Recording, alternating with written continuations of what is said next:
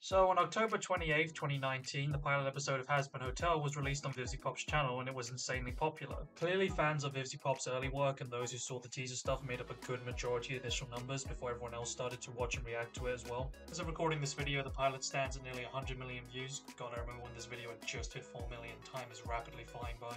Even though the pilot was released just over 4 years ago, the popularity and demand for the series was kept alive as a result of related content released after the pilot, including episodes of the sister show Hell of a Boss. By the way, I'm not going to be using that show as a comparison for the review of this show just because I want to keep them as their own separate things. Now, whilst there's plenty of fans who love the Hazbin universe, there are just as many that hate it. Some dislike the humor, which is often seen as very juvenile. Fucking shit, you fucking shit. Fucking shit. Fucking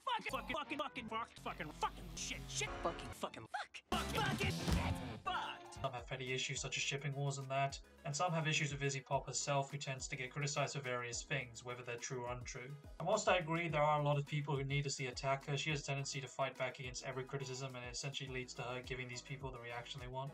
Now, for the record, I'm only bringing up criticism when it's related to the actual show. I'm not looking to go into every potential VivziePop controversy or anything else weird related to that. Also, this video is being made as the episodes are coming out, so my wording might sound strange at times when talking about the past or future. Now that the intro's done, let's get into Hazbin Hotel Season 1. There's not really that much to talk about. Some of the main assumptions are that union VAs were needed for legal reasons, some of the original VAs can only commit time for the pilot, expenses can be saved by having VAs that could do both the speaking and singing voices easily, or the executives just wanted this cast made up of professional singers and Broadway stars in order to fit the musical aspect of the show. While some or all of those assumptions could be true, the best answer we have comes from Gabriel Brown, the pilot singing voice of Alistair. He posted a music video on his YouTube channel which involved him and most of the other pilot cast members singing a song they wrote a year ago called Thank You and Goodnight. He also mentioned why some of the cast members weren't in that video. He said that the simple answer for recasting is that VivziePop always wanted a Broadway cast, and when the show got picked up, she had the opportunity to get it. He said it was show business and that there were no hard feelings, not necessarily agreeing with all of VivziePop's decisions, but understanding the pressures that come with something like this. Now, I don't think anyone from the pilot cast had a very vocal or negative response to being recast, so I'll assume there is understanding about it as Gabriel. I will say it seems unfair that they weren't invited to the premiere since, you know, they were pivotal to the hype surrounding the show and these characters, plus I'm pretty sure there's no actual reason as to why they couldn't go, but hey, it's not my place to get annoyed about that. The reason for the tangent is because I'm going to bring up the new VAs as we discuss the characters. Now, Alex Brightman, his VA, sells those lines flawlessly. His delivery is making all of these mid-level jokes so much better. Charlie tries to bring up the hotel and Adam and Lude, oh yeah, an angel and Lude find the headless corpse of an angel, end of first episode. Episode 2 formally introduces us to the V's, a trio of overlords residing in V Tower who have gained power by combining their influence and pushing new age technology and media forward. We have Vox, a TV demon who owns most of Hell's multimedia and controls its television broadcasts, Velvet, a fashion icon and social media influencer, and Valentino, a moth demon who owns Hell's adult entertainment industry. Yeah, this is the guy everyone hates and with good reason. Fun fact, you can see them in the pilot episode along with other characters who will show up in future episodes. Anyway, let's get into episode 2's plot. Valentino is angry that Angel Dusk moved into the hotel and Vox manages to calm him down. Everything seems fine until Valentino mentions that Alistair is staying in the hotel, which enrages Vox. Apparently, it's been 7 years since he last showed himself, which is the same amount of time that Charlie's mother Lilith has also been gone, as stated in the first episode. This has led to an influx of theories about Alistair being contracted by Lilith to protect Charlie / follow along with whatever she wants. Again, no real answers in regards to that so far. Vox then gives us the first song of the episode, Stay Gone. This is a very catchy song used to establish Vox and Alistair's dynamic. The animation has been very consistent so far. Like, if you rewatch the pilot, you can clearly see the difference, but I think this sequence with Vox really begins to show it off as we get a bunch of quick transitions, colourful backgrounds and effects, costumes, etc. I love how petty Vox is when slandering Alistair throughout the song, but as soon as Alistair gets the upper hand of his retorts, Vox freaks out and causes an insane power outage. And then we get a nice creepy and ominous threat from Alistair to finish up the song. We briefly mentioned Amir Talai, Alistair's new VA. I think he definitely keeps the spirit of the character established in the pilot. Also, people were saying that Talai tends to slip in and out of the higher voice he's doing for the character. I haven't noticed it, but maybe I wasn't paying attention to it, or the radio filter is just making it less obvious. Back to the plot, so Vox is worried about Alistair making deals with Charlie, so he sends Serpentius to go and spy on them. He's another pilot character who was reintroduced earlier in the episode after getting beaten up by Alistair. Not gonna lie, I did not think Serpentius was going to be one of the main characters in the show, but honestly, my love for this character grows with every episode. He's awesome. He's voiced by Alex Brightman, and props for his range because I would not have been able to tell that he voices Adam as well. Serpentius is going along with Charlie's teachings. Charlie is excited to have someone commit to the hotel, unlike Angel, who starts to feel worse, and that's not helped by a bunch of voicemails from his boss Valentino. And oh boy, it's not going to be better in the upcoming episodes. Angel catches Serpentius trying to set up cameras, they fight, Vox abandons Serpentius, and Charlie forgives him, which is where we get the second song for the episode. It starts with Sorry. It's a simple enough song, lighthearted and sweet, and I do like that Charlie and Serpentius have a duet together. It might not be one of my favourites, but it does what it needs to, and yes, Serpentious is now staying at the hotel. Good to have him on board. Episode 3 is everyone at the hotel doing trust exercises, with Vaggie taking the lead on that. Since Vaggie has the focus this episode, I want to talk about her VA, Stephanie Beatrice. Now, she is a well-known actress, and it helps the show to have her name attached. I mean, her name is always the first one shown in the credits. That being said, she's actually done a fair amount of voice acting, with one of her more prominent roles being Mirabelle in Encanto. I can definitely believe she was interested in the show instead of being one of the generic celebrity hires. Her voice performance as Vaggie is solid, although she uses the same voice and tone as her Brooklyn Nine-Nine character, Rosa Diaz. There's this thing that I do whenever I feel This makes it look, bad. The word you're looking for is bad. I think it works better for Rosa since there's a good amount of body language used for the character's portrayal, but for Vaggie, there are times where Vaggie tries to / needs to sound more expressive, but it still sounds like her default voice. Not a major criticism, just something I've noticed, and it's still impressive acting considering what her actual voice is.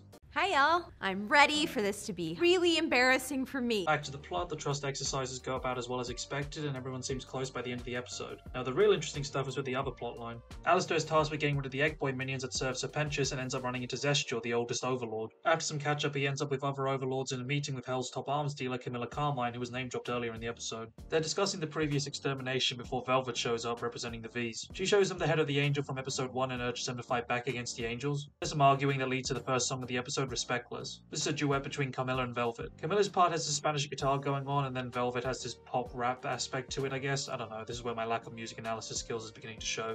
I will say I really like the rhyming scheme of the song. Now, I get why people like this song, but it's not really one for me. I think it's because A, out of the near 40 British accents that exist, American shows like to use either the posh London accent or this weird fake Cockney one Velvet's VA is using, no offense to her. And B, this song feels very redundant, as all the lyrics could have been used as a dialogue exchange and it would have been just as engaging. I know musicals are all about expression for song, but again, this one just feels like it needs to add one to the episode. Basically, Velvet accuses Camilla of knowing why the angel was beheaded, the meeting concludes, and then privately Zestial confirms with Camilla that she did kill the angel. This leads to the second song, Whatever It Takes. This is a melancholy ballad between Camilla and Vaggie, who was feeling sad in the other plotline when the exercises weren't working. The theme is doing anything for the ones you love, Vaggie with Charlie and Camilla with her daughters. This song is nice and performed well, but again, it just falls into the same category of repeating things that are obvious. Plus, we don't really know much about these characters, so it makes it more difficult to identify with their struggles. I know there were some theories about Vaggie and Camilla being related as a result of this song, but yeah, that gets cleared up soon. When the song concludes, one of the Egg Boys who was eavesdropping on Alistair's orders reports back to him that Camilla was the one who killed the angel. Episode recap done. Obviously, this universe has so much lore and so many characters, it's going to be difficult to find a way to incorporate this stuff into one season of 8 episodes. Now, I know this episode was a little messy to follow for my explanation, but that's how it felt when I was watching it. I know the show already has a second season lined up, but I'm just saying that this episode is a good example of the story structure and pacing being a bit off, although it gets points of being the episode with the least swears so far.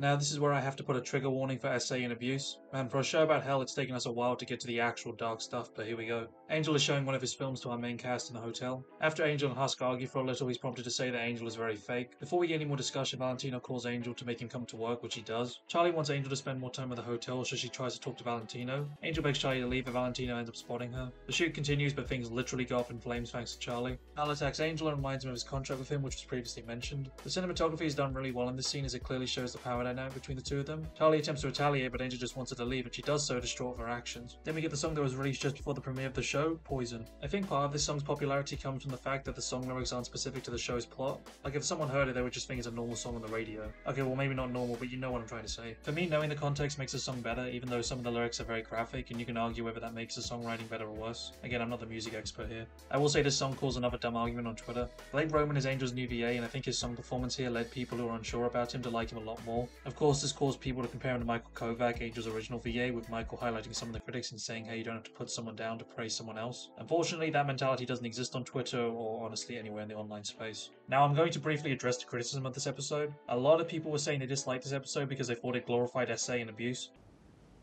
What? Okay, I know people like certain things, and I know this show/franchise can be really gratuitous at times, but I don't think this episode falls under the same umbrella as those things. Look, I'm not going to try and act like I have any knowledge on the subject. All I will say is that a lot of people have resonated with the episode, and people who have unfortunately experienced things like Angel have mentioned that those kind of experiences had made them want to/need to feel the need to be hypersexual.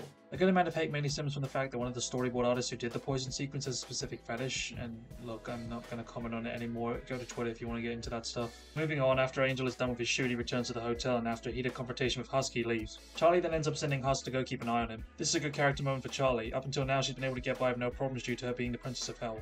or at least when it comes to the sinners and not the angels. No one's going to / needs to try and challenge her, but in this episode she has to actively consider how she goes about helping sinners. So far all she's been doing is random things that seem helpful and good in theory but don't actually address the problems of her guests. In this episode she acknowledges the mistake she's made with Angel's situation, and instead of just forcing him back to the hotel she just wants Husk to make sure he's safe. She even goes out of her way to write 100 apology letters and a lesson plan about boundaries just because it's part of her nature to feel that bad. Continuing the episode, we get Husk finding Angel at a dive bar, and yeah, more trigger warnings. Husk confronts Angel about his behavior, and Angel, whilst initially hostile, eventually breaks down and honestly admits what his problems are. Husk ends up spilling his backstory about him being a former overlord who sold his soul to Alistair, which then leads to the song Loser Baby, which is a duet between Husk and Angel. This is easily one of my favourite songs. I love all the messages about mutual understanding, honesty and acceptance. Keith David, the VA for Husk, really does a good job here. He's a veteran actor, and this includes voice acting. There's a good chance you would have seen / heard him in something prior to this. After the song, we get this quick fight scene between Husk, Angel and the random gangsters that were talking to Angel in the bar. Then we end up back in the hotel where Charlie gives him a massive apology to Angel and he accepts, and it's all very sweet and wholesome. And the episode ends with Husk and Angel deciding to have a drink, and this is where the potential Husk / Angel ship begins. I know people have mixed opinions on this episode, but it's arguably one of the stronger things written regarding this universe. Episode 5 has Charlie wanting to have a meeting with Heaven, but obviously not Adam. In order to get that, she calls on her dad, the big boss of hell himself, Lucifer. And everyone immediately loves his high-spirited, skittish, duck-loving, depression-having goofball. Take that, depression! I think I vaguely remember some lines on the wiki years ago saying that he was this kind of character, so I wasn't as surprised as some other people. He gets invited to the hotel by Charlie and tries his best to reconnect with his daughter. Lucifer and Alistair immediately dislike each other. We even get Alistair's first swear of the show. Nope! I guess that's why Charlie called it the Has-Been Hotel. Ha ha ha! Ha ha ha! It was actually my idea. Ha ha ha! Well, it's not very clever. Ha ha! Fuck you. Since Alistair can't intimidate Lucifer with his power, he gets under his skin by acting very parental towards Charlie, which carries over into the first song of the episode, Hell's Greatest Dad. This is an electro swing duet and it's one of my favourite songs. I think I prefer it to Stayed Gone in terms of the animation sequence, flow and dynamic between Alistair, which is a bold claim to make as I really like Stay Gone. Jeremy Jordan might easily be one of my favourite singers in this show, which is a difficult claim to make since obviously all the main / relevant characters are trained singers. I'm a bit upset that the end of the song gets shifted to the introduction of a new character, Mimsy. Mimsy is a performer who knew Alistair from when they were both alive. Honestly, she really doesn't do much this episode. She essentially just retells Alistair's backstory and it's basically what was said in the pilot. Oh yeah, I guess I should mention how some people went straight to watching the series instead of watching the pilot, which could have led to some confusion. I mean, following the backstory, Husk raises concerns with Alistair about Mimsy as she has a pattern of causing trouble. Alistair shrugs it off and antagonizes Husk, leading him to say he's on a leash, and Alistair doesn't take too kindly to that. So it is confirmed that Alistair does have to serve someone, we just don't know whether it's Lilith or not. Anyway, Charlie tries to explain her hotel to Lucifer throughout the episode and how she can pitch the idea of redeeming sinners to heaven, so Lucifer chimes in with his opinion. These are our people, Dad. I have to try. Our people, Charlie. Are awful! They got gifted free will and look what they did with it! Everything's terrible! His viewpoint is interesting as he only ever gets to see the negative consequences of free will and never any of the positives. He was once the dreamer amongst angels, but now he's been driven to agree with them after being cast into his own personal hell where his subjects are the result of misusing free will, the free will that he gave them. So skipping over that interesting discussion, we get random goons attacking the hotel because of Mimsy's actions against their boss, and so Alistair deals with them. After Charlie tries convincing her dad about heaven again, we get More Than Anything. This is one of my favourite songs in the show. It's a simple and sweet duet between Charlie and Lucifer, and we also get some wholesome moments between the two. We also get a flashback where we see Charlie being taken from Lucifer by Lilith. We already know Charlie and Lucifer had a distant relationship, but we don't know how much Lilith was involved regarding that. Before the episode ends, Lucifer agrees to set up the meeting with Heaven for Charlie. Now I'll admit this is another aspect of the show's pacing not being great due to the small number of episodes. Lucifer is instantly willing to go along with Charlie's plan. I know he has faith in his daughter and this isn't a huge problem, but you get my point, things are moving very quickly due to time constraints. But yeah, we're off to heaven with Aggie and Charlie.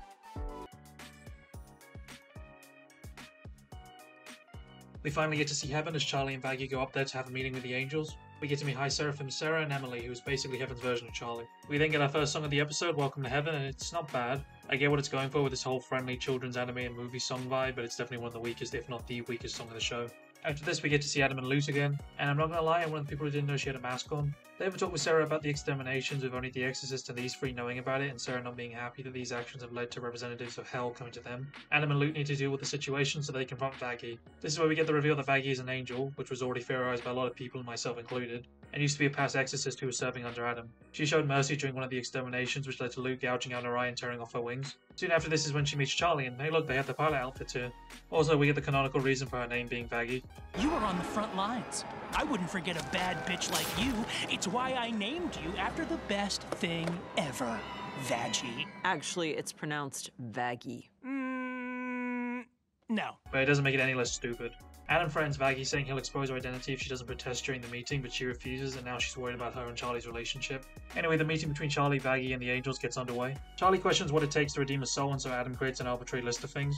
The Angels decide to test Charlie's theory of redemption by observing Angel Dust, who in the B-plot is partying with Cherry Bomb, who was reintroduced earlier in the episode, and the rest of the main cast. Cherry Bomb is now voiced by Christina Alabado, who gives the character the Australian accent they were meant to have in the pilot. The main things to take away from the club scenes are Serpentious being a pickup king when trying to flirt with Cherry Bomb. So I was thinking maybe you'd want to, do a sex with me. An Angel being well behaved all night, including standing up to Valentina, who's also at the club. Oh yeah, I still don't know why Valentina slips in and out of an accent. I don't think it's intentional either. I think Joel Perez, his VA, was given inconsistent direction, or he just didn't maintain the accent through the recording process. As Angel meets the criteria that Adam put forward, Emily starts questioning why redeemed sinners can't go to heaven, with the response being that no one actually knows how a soul ends up in heaven, which leads to the song You Didn't Know. This song features the voices of every named character in the meeting, with callbacks to Adam's song in the first episode. This is the first time Jessica Voss lutes VA singing, and she probably has one of my favourite singing voices in the show. During Adam's verse, he reveals the exterminations to all the other angels, including Emily, who's disheartened to know that Sarah knew about such allowed them to happen. So Charlie and Emily sing the rebuttal, and it's probably one of the best written parts of the show in terms of lyrics. The song ends with Vaggie's identity being exposed to Charlie and her being distraught. Charlie and Vaggie get sent back to hell, with Adam saying he's going to the hotel first when extermination day comes. Emily is ashamed of what's happening, and Sarah tries to console her, but it doesn't really do anything.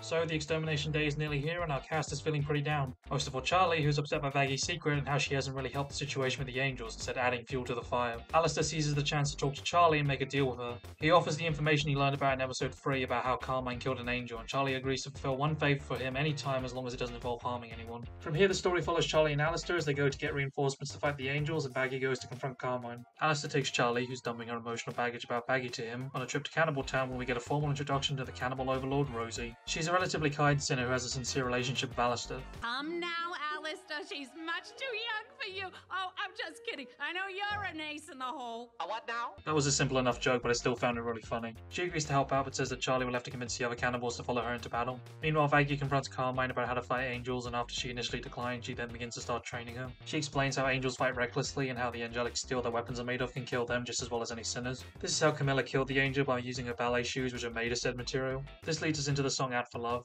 This song can be considered the follow-up to Whatever It Takes, with both characters now physically together, although Camilla's the only one singing. I'll admit that at first I thought the song felt redundant, even though Camilla does have a really nice singing voice, but at least it helps Vaggie get her motivation back, and help get her wings back too. Back to Charlie's plot. After failing to inspire the cannibals, Charlie opens up to Rosie about her relationship concerns with Vaggie, and Rosie convinces her to put it aside and forgive her. This leads into the song Ready for This. We have this marching theme with all the cannibals chiming in after Charlie, but the best parts of this song are the shot where the foreshortening makes Charlie's head look massive and Rosie and Alistair singing together, dancing, looking at Charlie like proud parents. It's weirdly wholesome. After the song ends, Charlie and Vaggie reunite at the hotel, Charlie with the cannibals and Vaggie with Camilla's weapons. They make up and are welcomed by the rest of the cast, making preparations for the battle. And now it's time for the season 1 finale of Hazbin Hotel.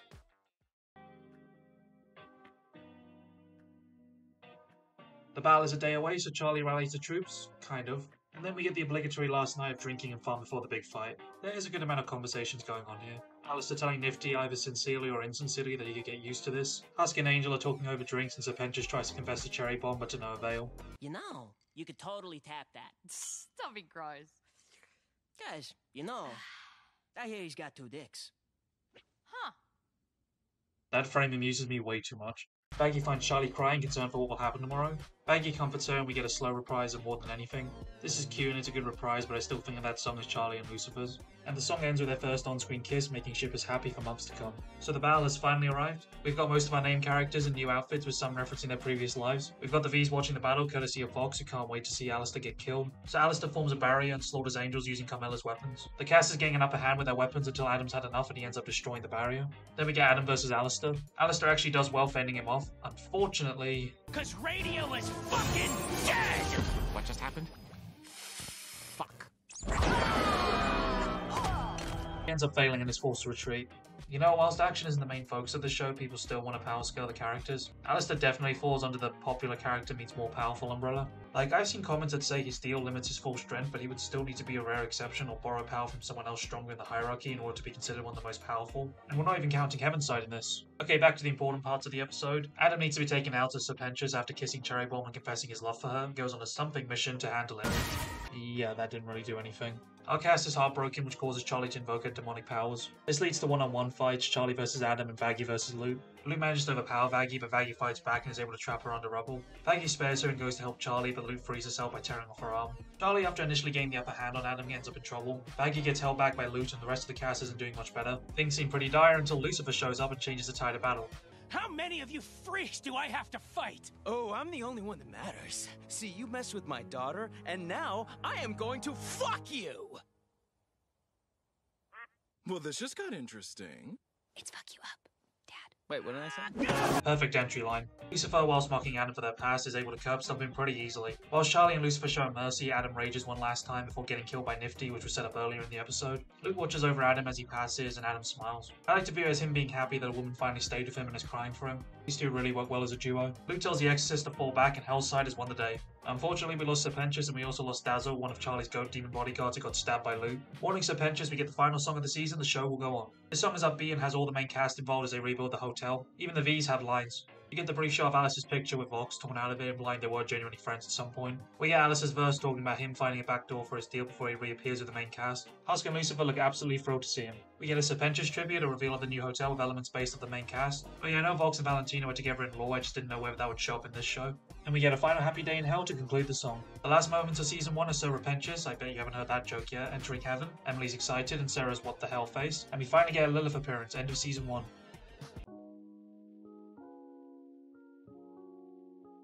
So let's review the aspects of the show. Charlie's a good main character. I think she's at least experienced development in episodes like 4, 7, and 8. Again, the main thing for her is to see how she'll deal with future conflicts down the line. Maggie's fine, got better in the last 2 episodes. Angel's had the best character arc of the show so far, with Serpentius closely following behind. Husk is good, although his focus has been through Angel, acting as his guide, so hopefully he gets some independent moments. Nifty, I'm hoping, becomes more than just a comic relief in the future. And Alistair might be overrated in some eyes, but his character and actions are interesting enough, and at the very least he keeps the plot moving forward. The V's are meant to be the season 2 antagonists, so hopefully we get more from them since they've been very one-note so far in terms of personality. Like the other overlords, Estiel, Camilla, and Rosie haven't had much screen time either, but still seem relatively more interesting than the V's at the moment, at least in my eyes. Mimsy's a character whose only appeal is that she knew Alistair when they were alive. Sarah and Emily didn't actually do anything this season, so I guess we'll wait until season 2. Lucifer is definitely one of the most entertaining characters on the show, and Cherry Bomb is one I've grown to like, and I definitely want more of these two in season 2. I don't really have an issue with this, everyone does a good job. I mentioned my issue with the voices of Aggie and Velvet. Oh boy, this is the big one. Look, the swearing is definitely overused. Like, even other adult cartoons don't use it that much unless it's on purpose or they're just badly written. Even characters like Adam don't need it that much, he actually has some non-swear jokes that aren't half bad. If the idea is edgy humor that appeals to a younger audience, it's pretty tame when it comes to offensive humor. The thing is, characters like Alistair, Serpentius, and Charlie hardly swear and they still have pretty funny moments. The same logic can be applied for sex jokes, like Angel has some funny ones, but those are the only jokes he can tell and I'm just kind of over it. I do genuinely think the show can be funny at times, usually when it's not trying so hard to be edgy.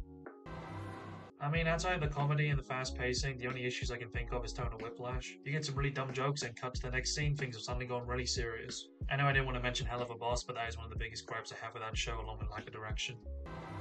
Okay, I might have jumped the gun on the animation praise when I talked about the early episodes. Don't get me wrong, character models are consistent, which is impressive considering how many bells and whistles all these characters have. The animated fight sequences and big musical numbers are great. It's just easy to tell which scenes had more animation investment, and I have nothing but respect for the animators working on this. I think people assume that being part of a company like Amazon instantly means you have unlimited resources. Like, if you're a fan of Invincible, you definitely saw animation criticism for season 2. Like I said, I have no musical taste, but I like the majority of songs performed in the show. Some might feel redundant, but they're catchy and memorable enough. I will say, outside of the vocal songs, there isn't anything else memorable in terms of OST. The most I can think of is the final battle stuff, the music that plays when Alistair's being threatening, and the aggressive Spanish flair whenever Camilla's around. Say what you will about VivziePop, there's no denying she's done something very impressive here by turning this world she's envisioned into a real-life show.